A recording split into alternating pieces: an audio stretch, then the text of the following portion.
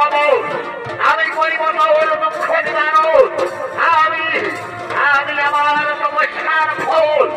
আজ আমি তোকে আমার এই যজ্ঞ পুত্র হতে আমি তোকে এই ক্ষীর মাত্র করে এই ক্ষীর তুই আমি ভক্ষ। আজ হতে 10 মাস 10 দিন পরে তোর রাজ্যে তোর সন্তান করিবে জন্মান্ত হোক। এই ঋষির বাক্য কোনদিন হবে না লঙ্ঘন। যা নিজ রাজ্যে বড় হব।